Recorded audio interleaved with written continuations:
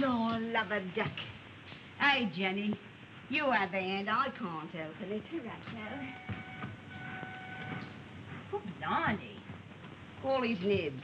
Mr. Partridge. Hey, Mr. Partridge. Now what's the trouble?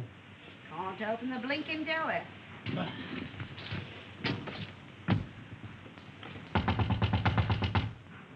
Come out.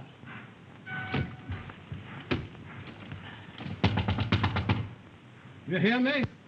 This is Victoria Station.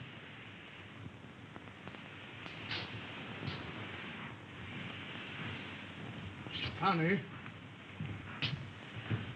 Some drunk sleeping it off. Some gent traveling first class.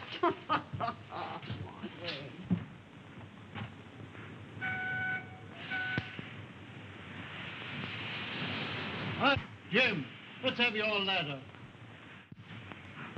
Yes, sir. Open that window. Right.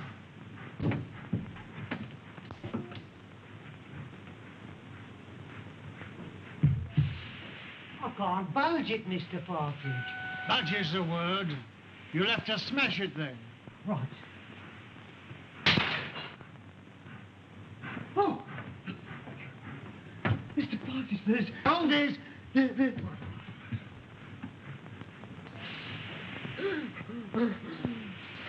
Run for help. Fetch the police. Don't stand there gaping.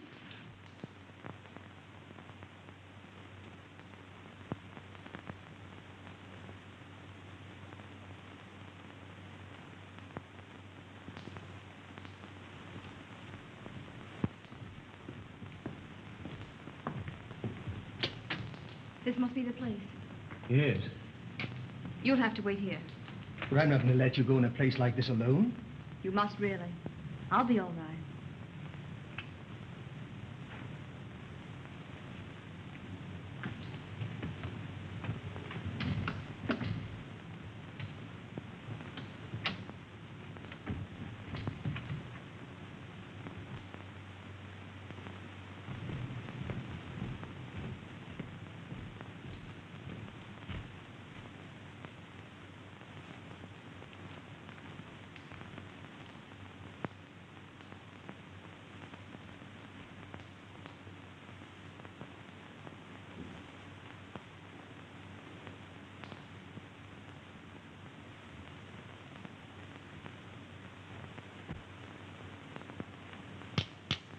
This meeting is now called to order. The unfortunate death in a train of one of our members, Mr. James Murphy, who departed this life by his own act while of unsound mind, has necessitated this meeting. That's what you say, Mr. Merrydew. But how do you know? A verdict of death by suicide was returned tonight. This is the second occasion that we have been brought together by the mishaps to our members. The first being the passing away by natural causes of the late Colonel Forrester, whose charming daughter so gracefully honors us with her presence here tonight. It is agreed in the pact drawn up and formally attested to by its founders that should the Grim Reaper overtake one or more, the interests of the deceased in the society will be divided equally among the surviving members. It is also provided for in the pact that Miss Forrester becomes a participating member. Consequently, the interests of the late James Murphy will be divided equally among the seven of us. I move that my fee for the necessary legal representation, funeral expenses, and a modest urn for the ashes be defrayed by our organization. I understand from the widow that he expressed a preference for cremation. I second that. All those in favor will please signify by raising their hands. Mr. Wilson. Mr. Baker. Mr. Dearing.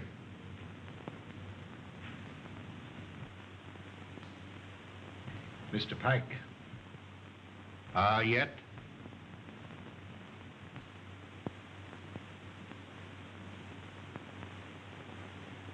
Good.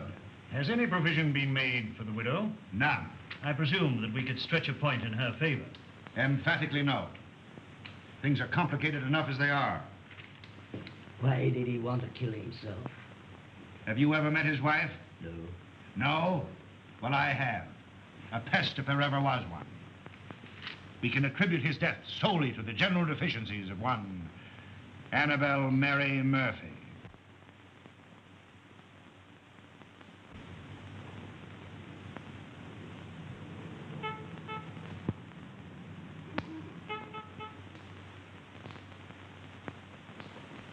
What would you deduce from this?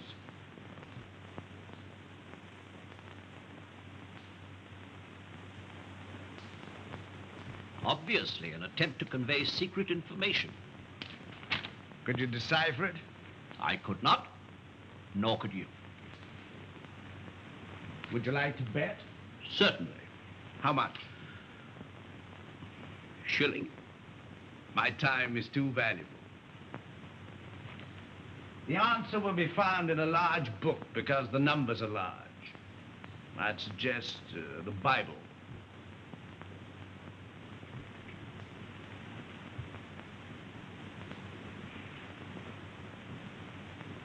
A client, Watson. Well, the widow standing under the street lamp. A widow? Would you like to bet on that? Of course.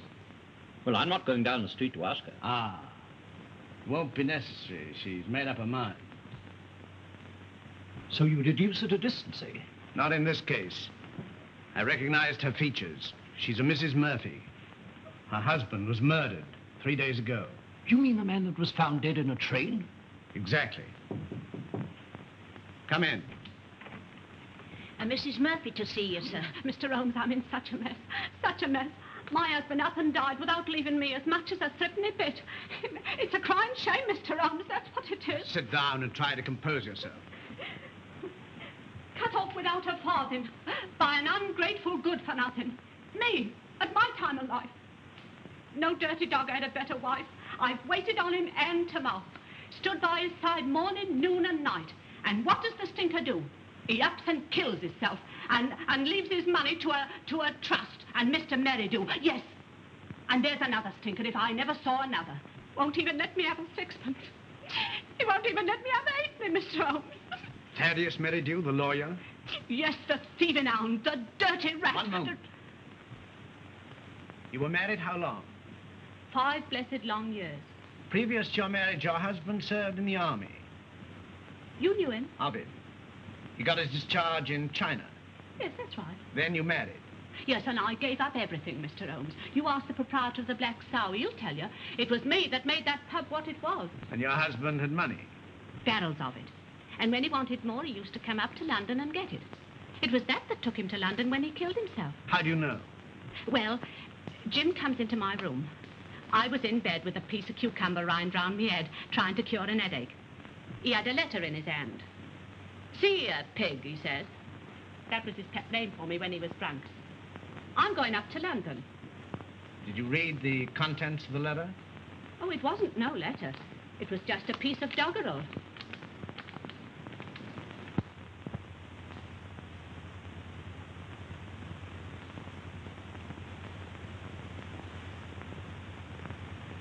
Watson, make a note of Mrs. Murphy's address. 232 King's Cross Road. Then you'll undertake me, Mr. Holmes. I'll take up your case. Mind you, it'll have to be for love. Love? For nix. I've heard as how you like working for nothing. My interest is to bring the criminal to justice. Oh, never mind about justice. Never mind about the crime. All I want is my husband's lawful money. And I want you to slap that thieving lawyer's face right across between his greasy, fat chops. Good night, Mr. Holmes. I'll be seeing you, and thank you kindly. Good night, Mrs. Murphy.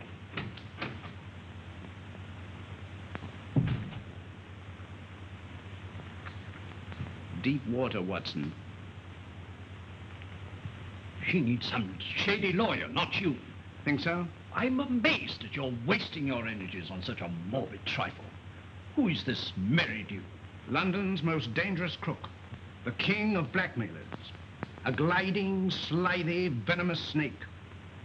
Once in his power, he'll squeeze and squeeze until he's drained his victims dry. More than once I've had my net around him, but so far he's managed to wriggle his way out. But the time has come, Watson. The time has come for Mr. Thaddeus Merrydew. And now, Miss Forrester and gentlemen, this concludes the meeting. I would like to have a word with you alone. I sincerely trust no further accidents will happen to occasion another meeting. You never can tell.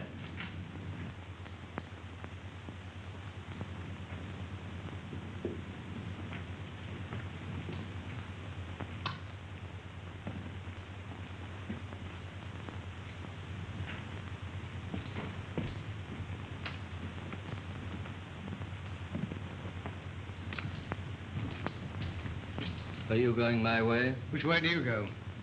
I go the other. That leads to a dead end. That's the way I go. Good night, then. Good night.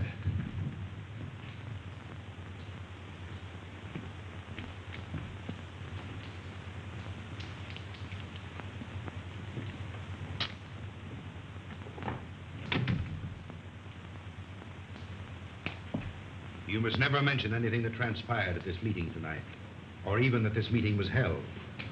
I saw a young man standing on the corner as I came in. Yes, my fiancé. He brought me here and is waiting for me. Oh. Then you're thinking of being married? Yes. I wouldn't if I were you. That is, at least until you've consulted me. But why? I can't explain. In a short time, this society will no longer exist. Until its affairs are winded up, it would be most unwise for you to marry. Your father would not have wished it. What had my father to do with these people? Didn't he ever tell you? No. Then I must respect his silence.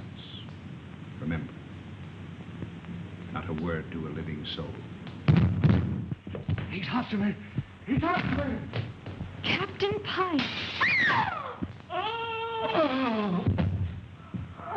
Oh.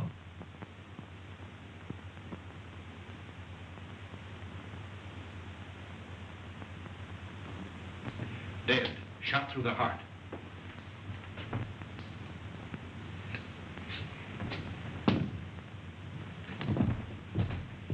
You wait here.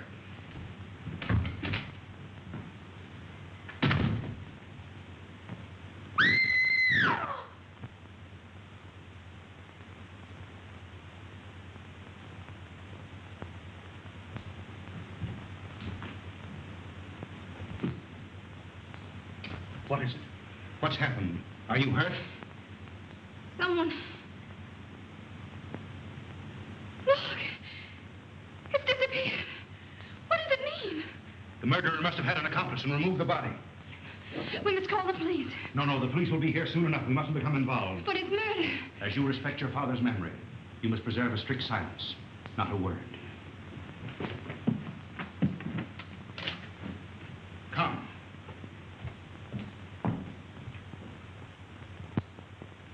The body was pulled out of the Thames at 5 a.m. in the Limehouse district. The autopsy shows that death was caused by a bullet through the heart. The features, as you see, are unrecognizable, caused possibly by the battering of the head against the wharf where the body was found. The widow identified the body by means of that ring. Ah. A very rare and very beautiful ring, Lestrade. There isn't the slightest doubt the deceased is Captain Pyke. The clothes were identified, initials on the collar and on the shirt. Further identifications are contained in these letters that were found on the clothing.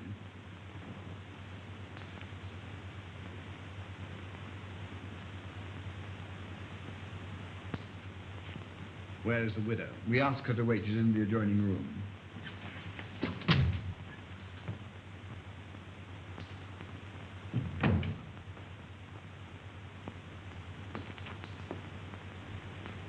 Mrs. Pyke? Yes. You are... My name is Sherlock Holmes. When did you last see your husband alive? We dined together last night at the Savoy Grill. He left me shortly after 9 o'clock. I never saw him again. You're staying? At the Savoy. You've been in London how long? About a week. And you live where? At the Grange Shoeburyness. When your husband left you, did he inform you where he was going? No, but I fancied it was on a matter of business. He was a man very precise in his habits. When midnight came, and there was no sign of him, I became rather alarmed. Midnight would be a late hour for him. Very. As the time went on, I became more and more worried. At last, I informed the police. An hour ago, I received a message to come here, where I identified the body of my poor husband. Ring? Yes. Did he always wear a ring? That one, yes. I gave it to him when we were married. That would be... About 6 years ago in China. It is an heirloom belonging to my family and has been handed down through generations. I see. Permit me to express my sympathy for your great loss. Thank you.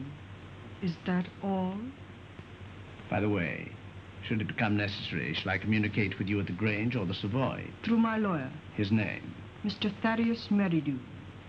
Good morning, Mr. Holmes.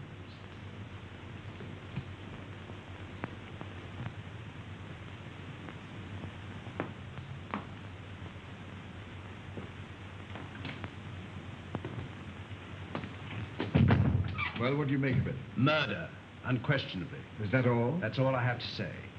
What do you think? I think that the lady is a liar.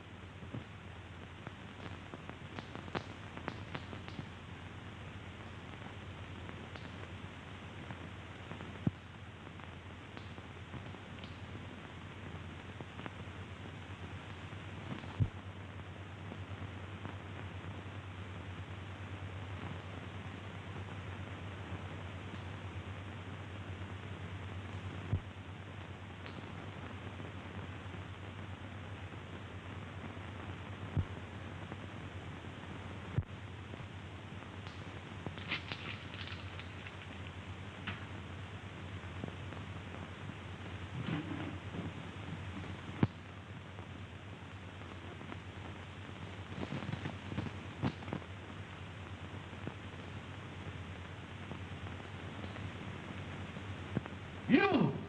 It's not possible! What do you want with me?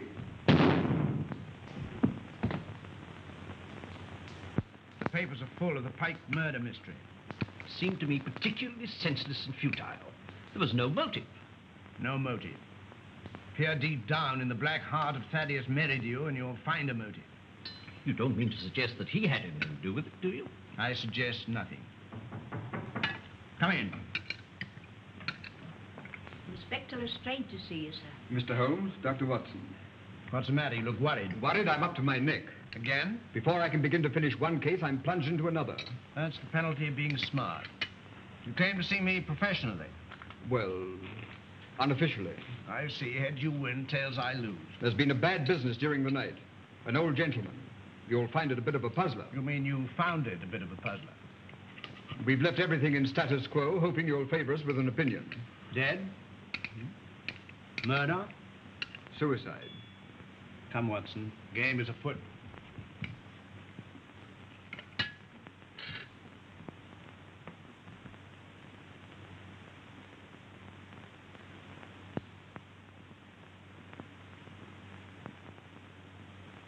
He was well known as a stamp collector. Very interesting.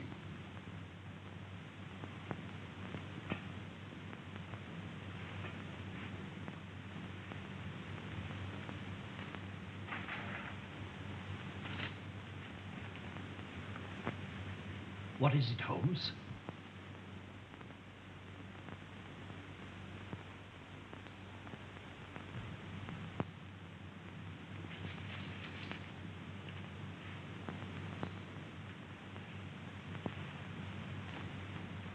That leads out to the garden, seldom used to judge by the rusty hinges.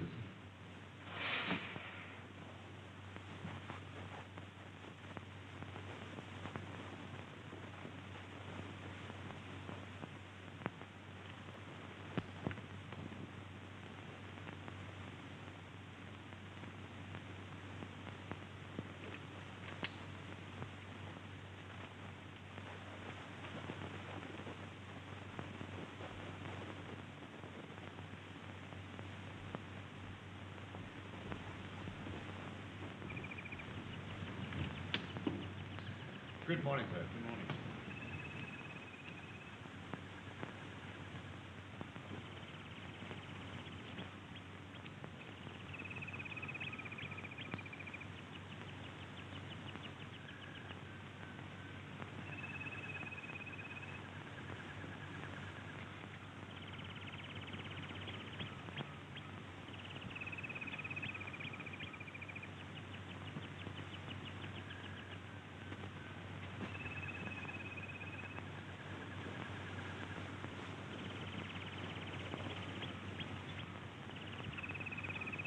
You can see that I've left everything untouched. If a herd of buffaloes had passed along, it couldn't be a greater mess. You can take a smoke. Thank you, sir. What do you think? There's been murder done. The murderer was a man. He was in the prime of life, 6 feet in height, has small feet, wears square-toed boots, limps slightly on the left foot, and smokes Trichinopoly cigars. Well, if it was murder, how was it committed? The assassin was in the house before his victim arrived. He hid in the recess behind the window. While there, he smoked a cigar. He fired a shot which hit the victim on the back of the head and then dragged the body to where you found it. He left and returned some while later to fire a second shot, this time through the mouth. You'll find the mark of a boot clearly imprinted on the congealed blood. What was his object? To obliterate the effect of the first shot, hoping by so doing to transfer the crime from that of murder to one of suicide. Bullet number 1 you will find in the wall on the farther side of the room. The other will be found embedded in the body of the murdered man. Come, Watson. We mustn't keep Mr. Merrydew waiting.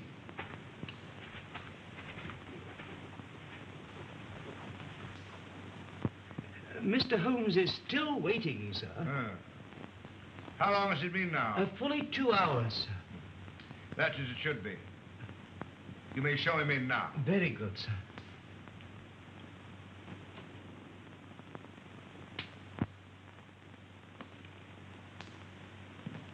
Mr. Holmes, this is indeed a pleasure.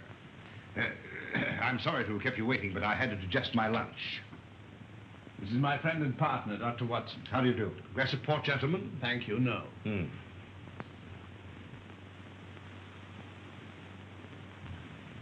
Cigar? Thank you. Be seated, gentlemen. I represent Annabelle Mary Murphy. Charming lady. I'm empowered to act on her behalf. Congratulations. As you are doubtless aware, her husband came to a premature and sudden end. Dear, dear. My client is under an impression that certain monies belonging to the deceased are being unlawfully withheld from her. By whom? By you. And you believe this delightful lady? I'm paid to find out. An angry woman is hard to pacify. So I thought that an amicable discussion with you would put me in possession of certain facts with which I could prove to my client the absurdity of her claim. I see.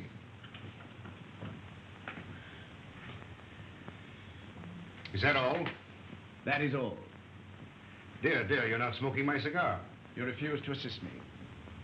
My dear Mr. Holmes, I have neither the information nor the authority. You see, until a few days ago, I was not aware that your distinguished client existed. In my profession, I deal with many cases impartially and legally without coming into personal contact with my client. It won't do, Mr. Merrydew. Anything else? May I trouble you for a pencil and paper? Help yourself.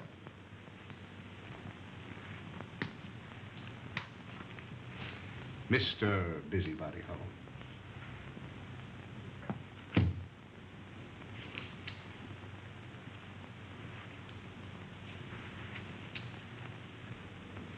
By the way, I think you should know that another client of yours met his death last night. Mr. Malcom Dearing, found murdered.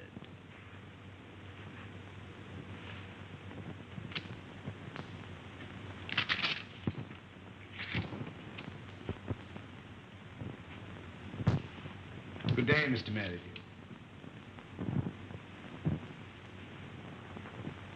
Come, Watson.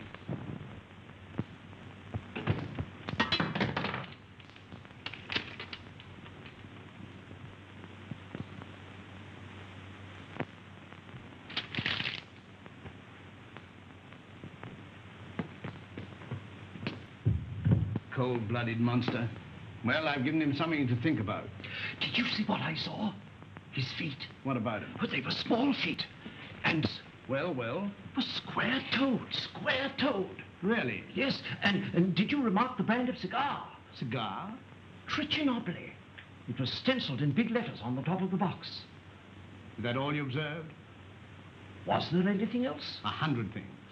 Among them, the cipher to the code. A large book, Watson. I saw no Bible. We shall call Whitaker's Almanac a large book. Yes, indeed. That book will be found the message of the numbers.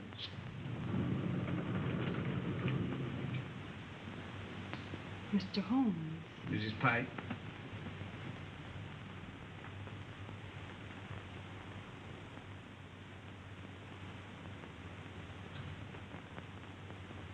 Holmes, what did you write on that sheet of paper? A long shot in the dark, Watson, but it hit a bullseye.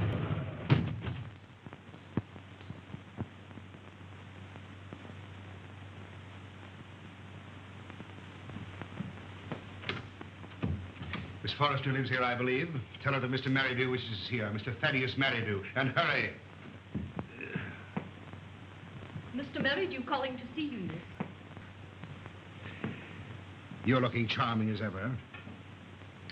I see you received my flowers. Thank you. I sent them to soften the unexpectedness of my visit. You come about the murder of Captain Pyke? No. Have the police been pestering you? No. I was fortunate enough to keep your name out of it. Have you seen today's papers? Shocking, shocking. Poor old gentleman. This is a very wicked world we're living in, Miss Forrester. This will necessitate another meeting. That's why I came myself to tell you. Safer. Too many eavesdroppers. Busybodies concerning themselves with other people's business. The same time, the same place, tomorrow night. Oh, please don't ask me to go to that dreadful place again. Well, unfortunately, in this case, I'm a servant, carrying out instructions. You've nothing to worry about. Not a thing. Not a thing in the world. Oh, this is my, Mr. Stanford, Mr. Merrydew. Remember. I seem to see you every place.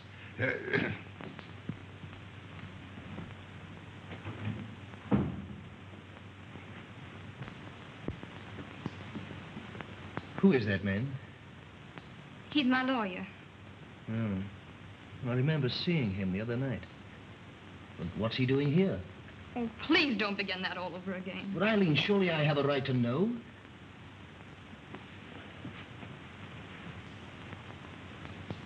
Oh, John, I'm so miserable.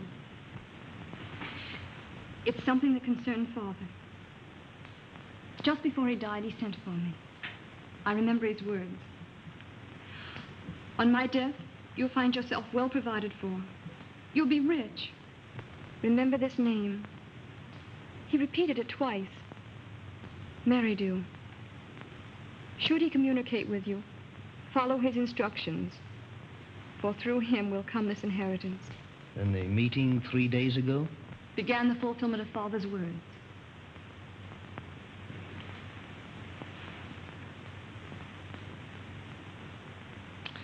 I think I'm beginning to understand.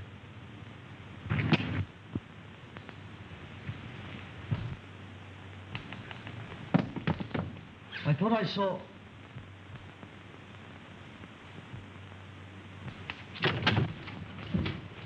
John! John!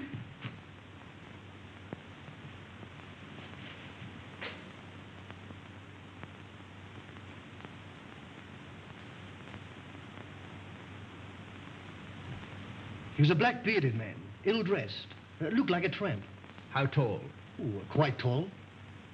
Could you keep Miss Forrester under observation without her knowing it? I don't understand. Is Eileen in danger? In great danger. You were wise in coming to see me. Should anything unforeseen occur, get in touch with me. Go to her. Remember, get in touch with me.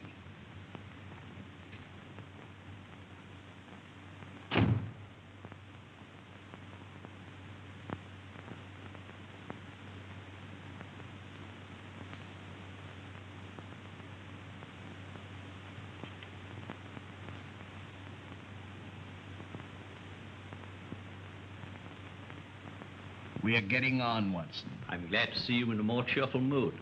We've done remarkably well. I'm pleased. I admit I could do with a little explanation. I, too, feel a little curious. I considered the claims of Whitaker's Almanac. As I suspected, the large number represented the page, The second, the small number, the column, and the other figures, the message. You'll find it decoded on the table.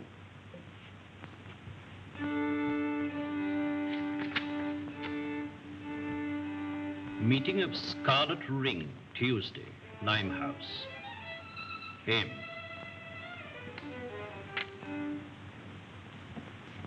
Merrydew? Possibly. Tomorrow will appear in the personal column of the Daily Telegraph a second message, a request for information. Your message? My message. And the next step? The need of fresh air will take me in the country tomorrow. In the meantime, relaxation, music. I hope I won't bore you. Not if you make it soft.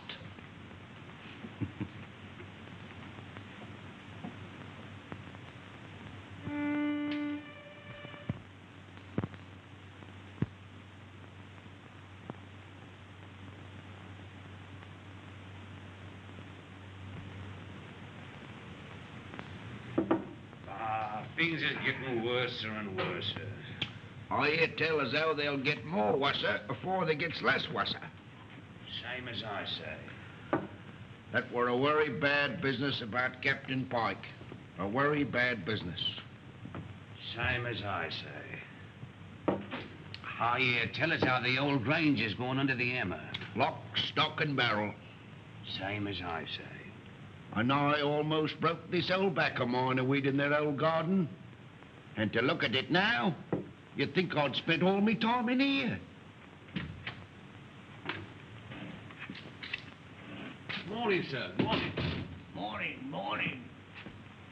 How far is the Grange from here? Well, some will tell you 4 miles and some will tell you 5. But I say it's more than 4 and less than 5. Is there any means of getting there besides walking? Bless your heart. Yes, sir. I've an old trap. I'll harness up old Caesar and old Will he'll drive you over. Yeah. Will you take anything to drink? Wouldn't come amiss. Scotch and splash. Put a bottle on the table, some glasses, and a siphon of soda. Come in, sir. Come in. Lord love us, it feels good to be busy again. You're a godsend to him, sir. He hasn't had a paying customer for a long time. There's a chap round in the jetty, sir. Afore you can say Jack Robinson. Help yourself. Thank you, sir. Just a little drop, sir. Say when. When? Well, here's your very good health, sir.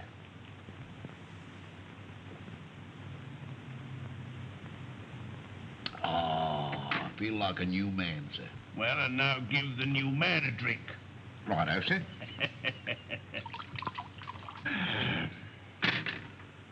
When? Is your very good health again, sir? Good health. Were you born in these parts? Never seen none other. Worked for the Pyke family all my life, till I got tired of working. Got this old backache from weeding their plaguey old garden. Then you would remember the late captain. And his father, and the old gentleman afore his father. See that dent? That belongs to Captain Pyke. A mark caused possibly by the imprint of a stone. And right you are, sir. Many a good-looking young master Robin got for chucking stones at me, sir. Sounds as though the young man was somewhat wild. Wild?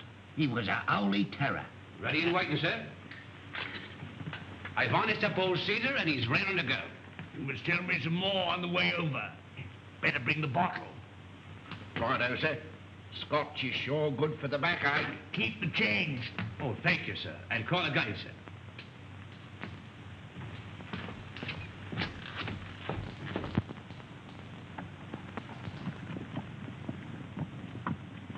Steady, Caesar, steady. He's hard to handle when he's raring to go, sir. You were saying? You can't make English gentry out of the heathen Chinese, nohow. Not in these parts. Very difficult, I imagine. When the captain was alive, did he stay here often? Until last Tuesday, we ain't seen nothing on him till close nigh on to 2 years. Shall we have one, sir? You take 2. Right, that's it.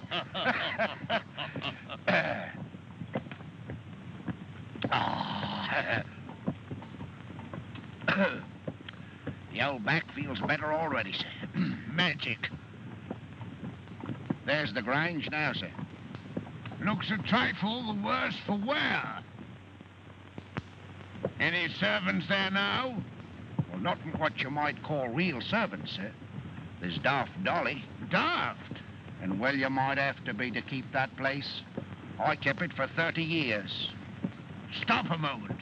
Whoa, Caesar.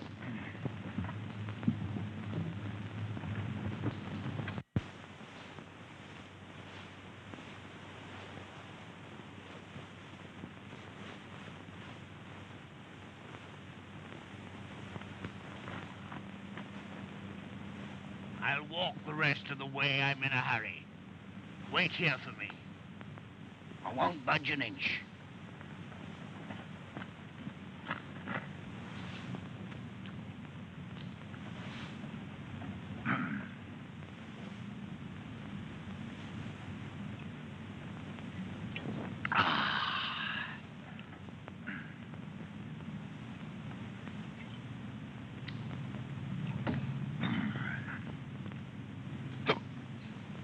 I beg your pardon.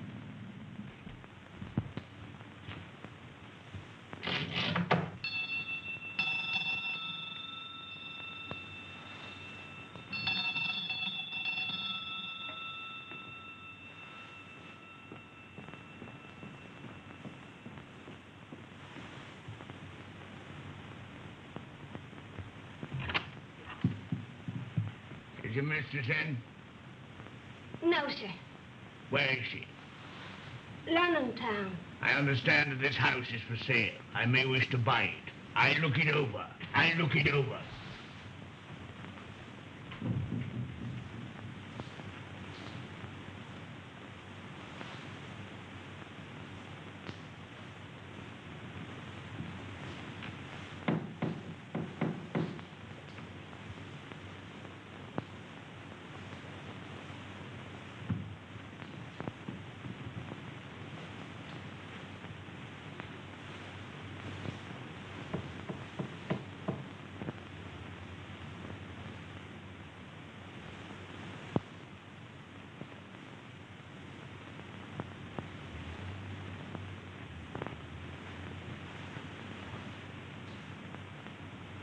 Mistress. Such a good looker. Such eyes. She walks like a cat. Such a figure. Such a fine bit of goods. An English lady make her look like nothing. Buzz, buzz.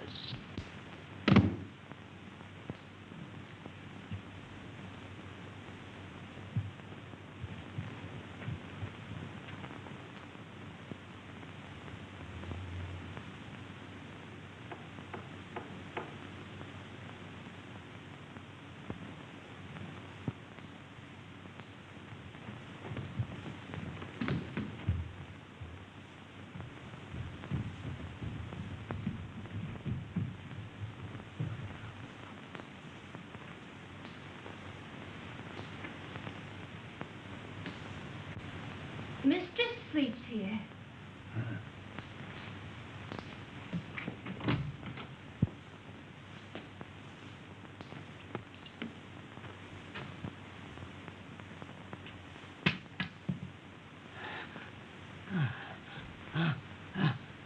Ain't you feeling good? It's my hot water. Quick. Just a minute, just a minute.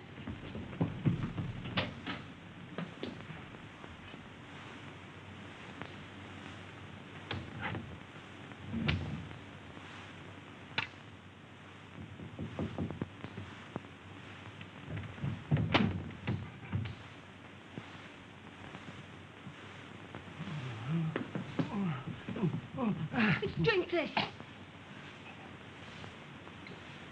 I'm dying. Telephone for a doctor. Oh, dear. We haven't got any phone in the house. Let's go for one. Doctor's a good 5 miles away. Fetch him. Hurry, hurry. Run. All right. I'll run.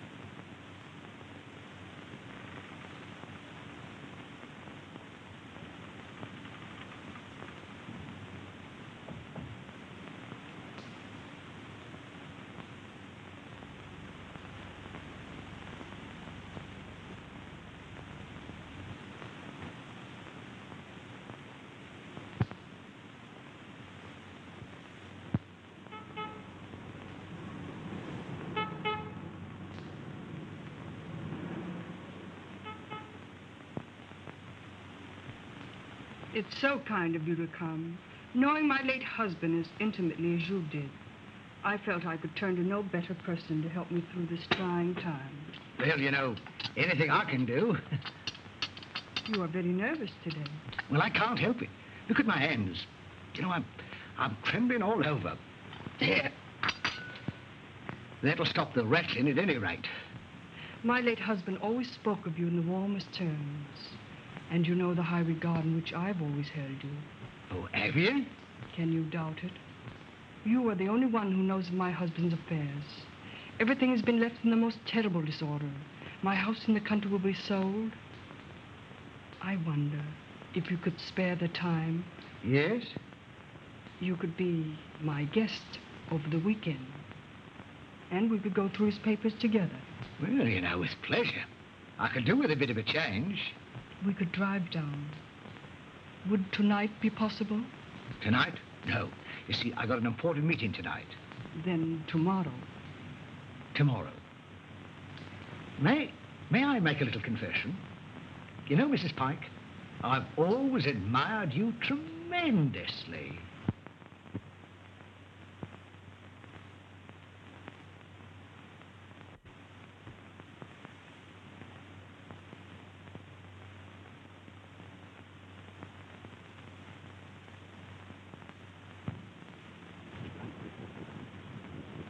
Who's that? Baker.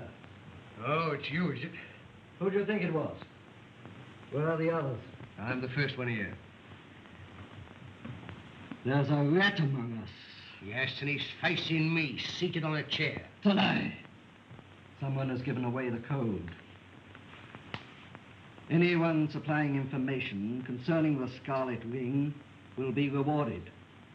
Apply Sherlock Holmes, 221A Baker Street. It's one of us, that's certain. We can leave the girl out of it. Can't be that dumb Chinaman. There remains you, myself, and Merrydew. Well, it's not me, on my oath. Or me, I swear it. Then it's... I thought that snake was double-crossing me. But it's getting on my nerves. It's like living a nightmare. First Murphy, then Pyke, then Dearing. Who'll be next?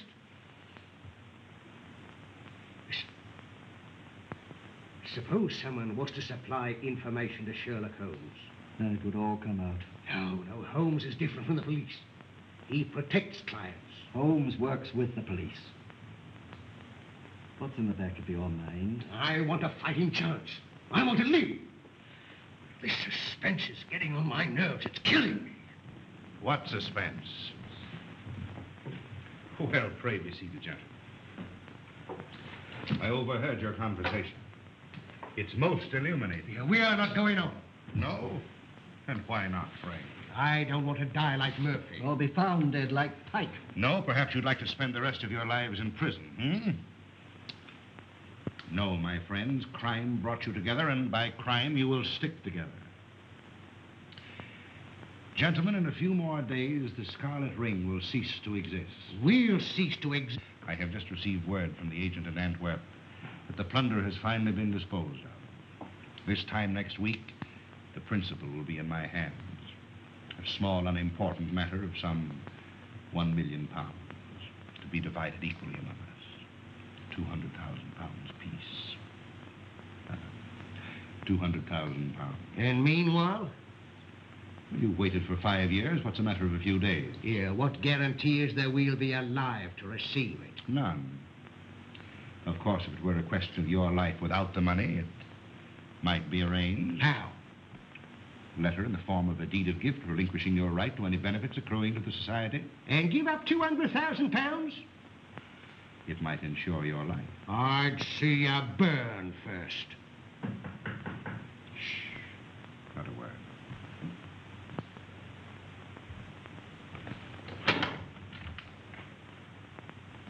Well, Miss Forrester, this is a pleasure. Come in.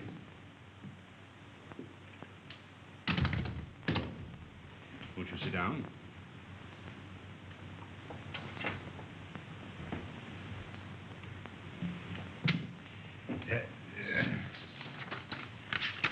And now to business. Miss Forrester and gentlemen, Again, I have the pleasure of presiding at this meeting.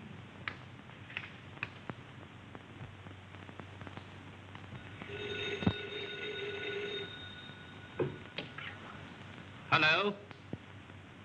One moment. Mr. Stanford. Yes? Where?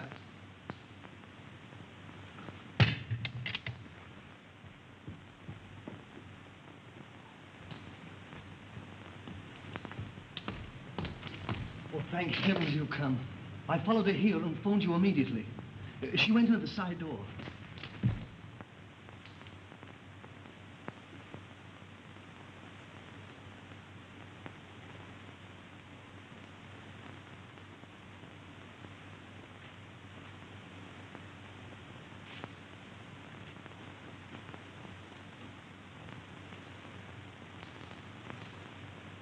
There were 4 others. The lawyer, 2 white men, strangers, and a Chinaman.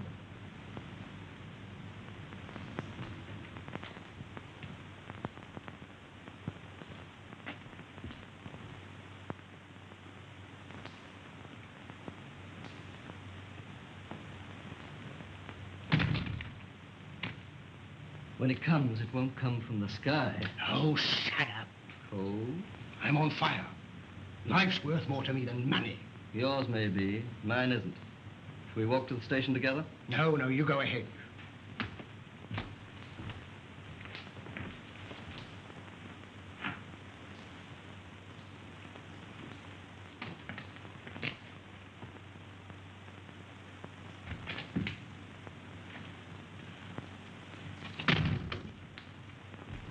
She's inside. They've left her inside. Shh.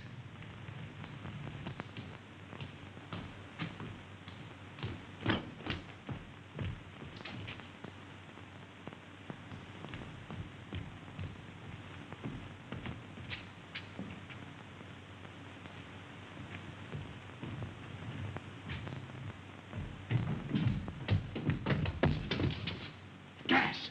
Quick, the door! Eileen!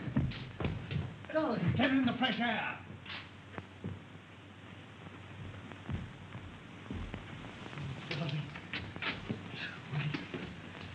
You came in the nick of time. Get her home. Don't let her out of your sight. Guard her.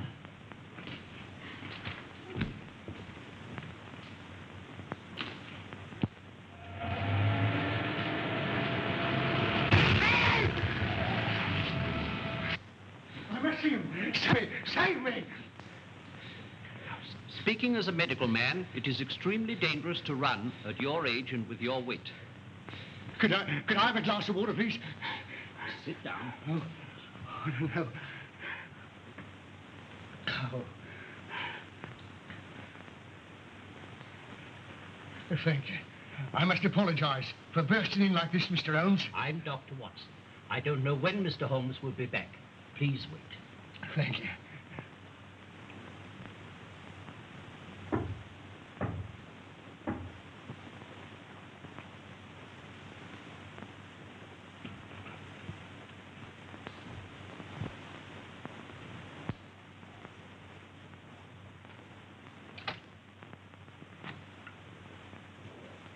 Come in.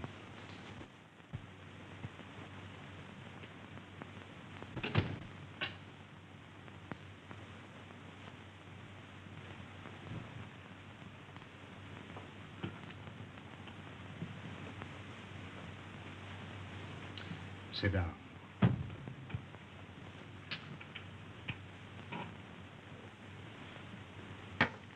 Cigarette?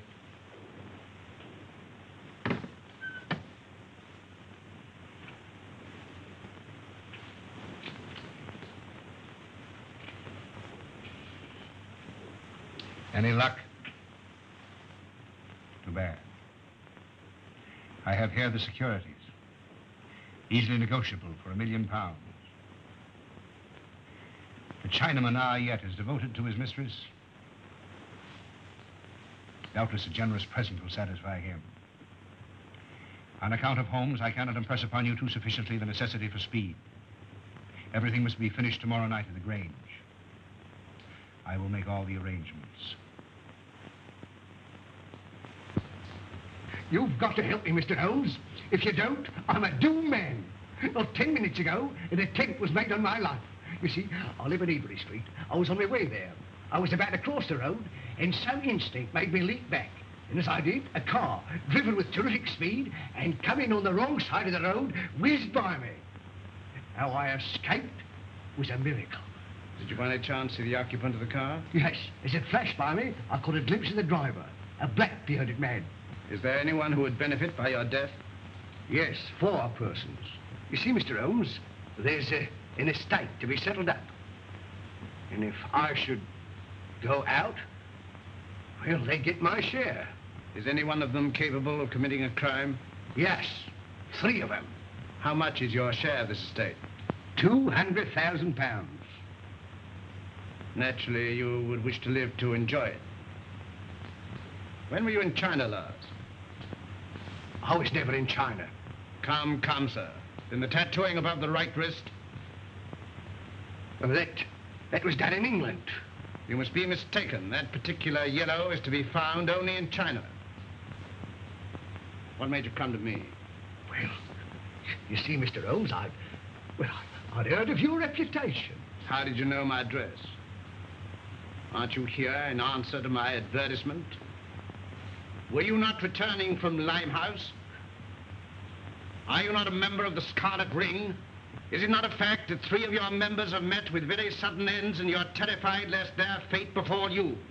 Why, you must be the devil himself. Answer me. Yes, Mr. Holmes, but I'm helpless. I'm up against some power that no precaution can guard against. Go straight home and lock yourself in your house. But it's very old and easily broken into. You a cellar. Bomb-proof. Hide there. On second thought, we'll see you to Ebury Street. Take a revolver, Watson. Mr. Holmes, do you think there's any hope? Obey my instructions implicitly, and I can promise you almost a chance. Tomorrow, leave town. You see, Mr. Holmes, I had intended that. You see, I know a little place in the country, very secluded, miles away from any place. It belongs to the widow of an acquaintance of mine. The lady is an Oriental, an Asiatic. As a matter of fact, she's Chinese. Mrs. Pyke, when you arrive at the Grange near Shoeburyness, you'll probably be given the room next to the ladies.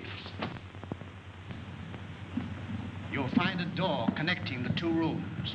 Keep it locked. Arrive there neither before nor later than 9 o'clock. On your arrival, pretend a headache. Pretend one? Oh, Mr. Holmes. Go straight to your room. If you value your life, don't open the door.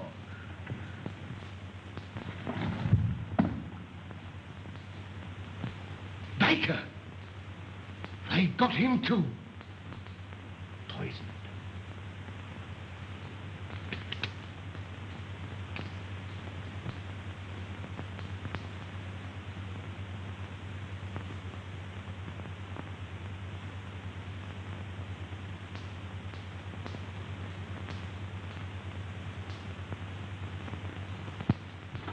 Why, dear, says he, for me.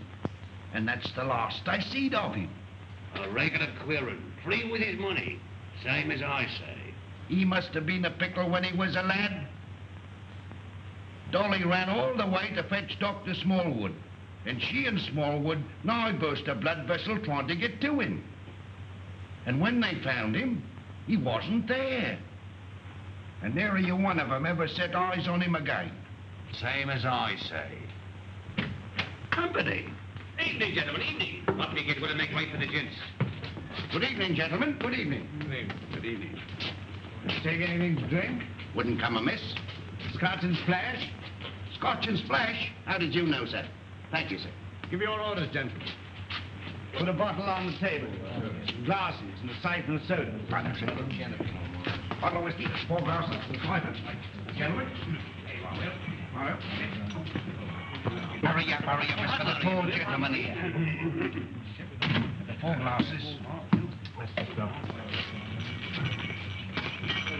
There you are, sir.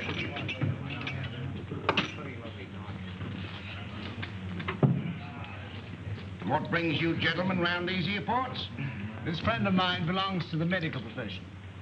A patient of his has escaped, an old gentleman, a very dangerous character. That's the reason for all these warders. An old gentleman? Wearing a cape? Stoops a bit? Big in the belly? You've seen him? Have I seen him? Yes, sir. And Dolly at the Grange seen him. And Dr. Smallwood ought to seen him, but he never set eyes on him. As sure as I'm standing here, sir. He sat right there. It was the day before yesterday. Doctor, we're on the right scent. Say when. When?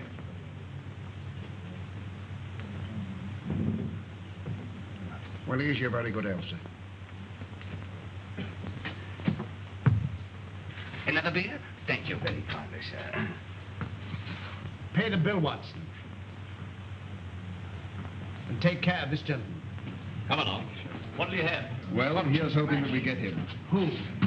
Dash my buttons if I know. My mind's never been in such a fog. It's time to leave. Gregson should be there by now. We'll have the Grange so well surrounded a cat couldn't get through without being seen. Come along, men.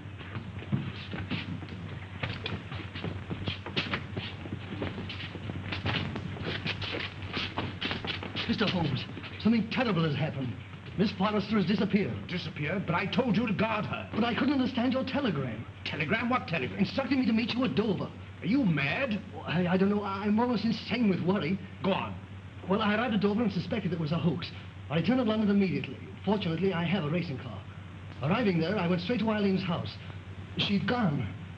A maid told me that she left in the early afternoon with a strange woman. A Chinese woman? Yes. I called you, but you'd left. When I gave my name to your housekeeper, she told me where I could locate you. Oh, Mr. Holmes, what could have happened to her? Where could she be?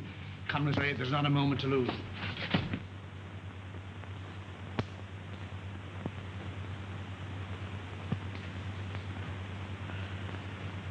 Mr. Holmes is late. Are you sure you're not mistaken? I had written instructions to bring you here. You saw them. Perhaps the fog. Are you certain to be here? If not tonight, then tomorrow morning. Who's that? Strange.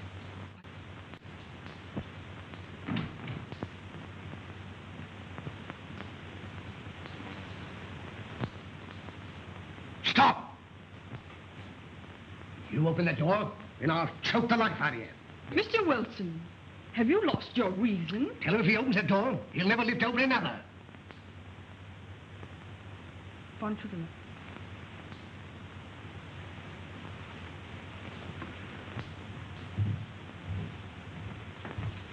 Who is it? Telegraph, boy.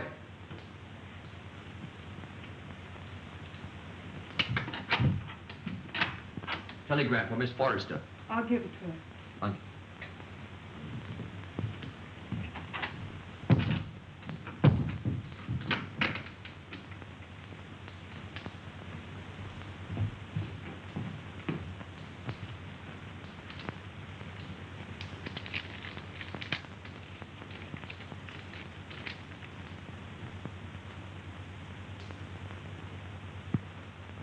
Good news?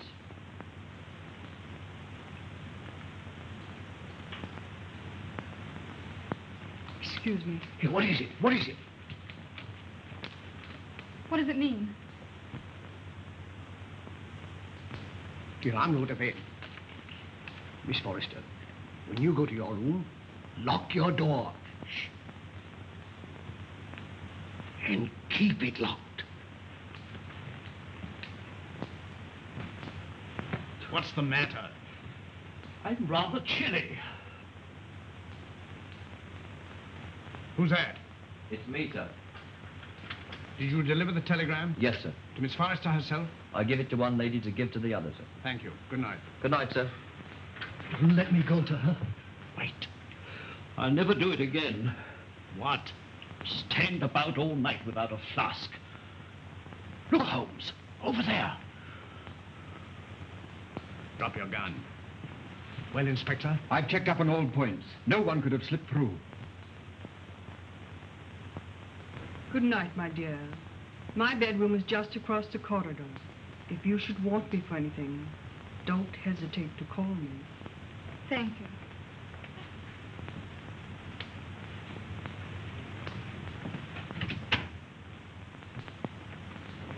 Good night. Good night.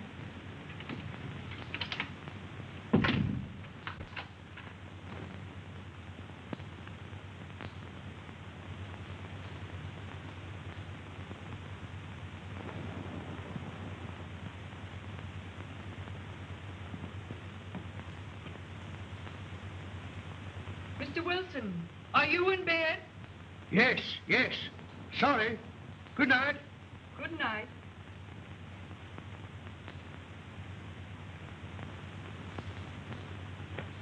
Who's that? Gregson. He's here. Came by boat. When? 15 minutes ago. Why didn't you let me know sooner? It's this fog. Our men lost their bearings. Watch the front of the house. Come. Come. All right, you stay here. Very good, sir.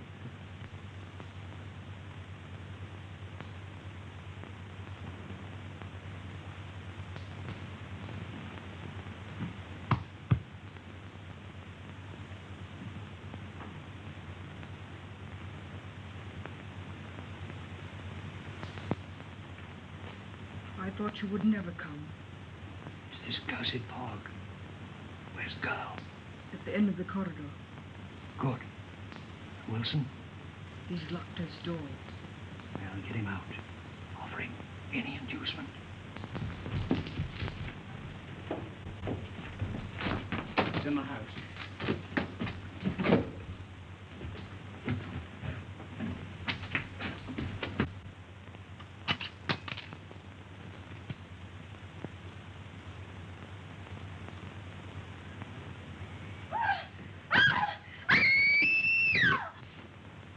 It's Eileen. That's Eileen.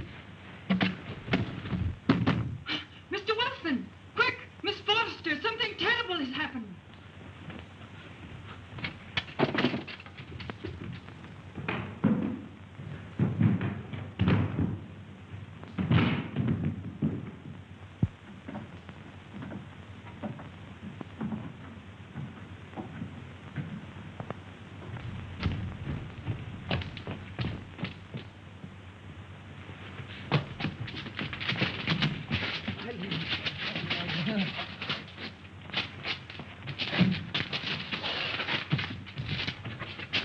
Eileen, my darling, are you all right? Help! Murder! Help! Break it down.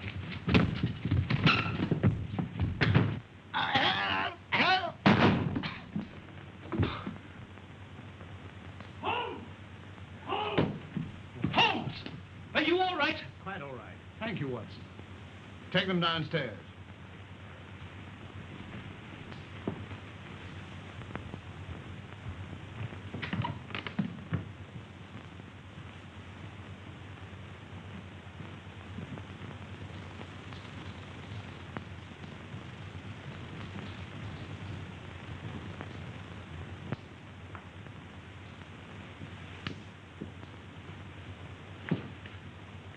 As I suspected.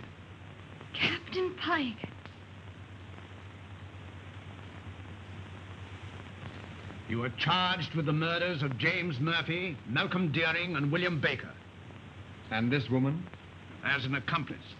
Take him away.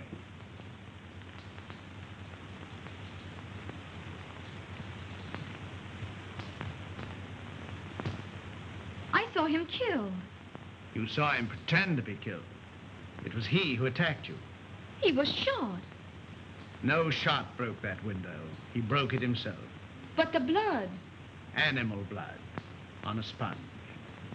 Merrydew, of course, was in on it. Mr. Holmes, there's a second man outside. Came by car. I thought it my duty to detain him. Bring him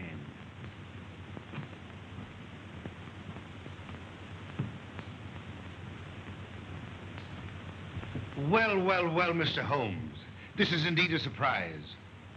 What are you doing here? Well, surely a man has a right to visit his own house. I own the mortgage on this place. I've invited some friends down for the weekend to discuss some business.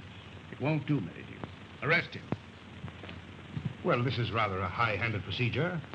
What are the charges, Holmes? The gravest possible. That of being accessory to the murders of James Murphy, Malcom Dearing, and William Baker. And with the attempted murder of Jabez Wilson and Miss Eileen Forrester. Rather a tall indictment. I think you'd better have the bracelets. May I help you? I've more than enough evidence to hang. I think not. But then who can tell? I say, who can tell?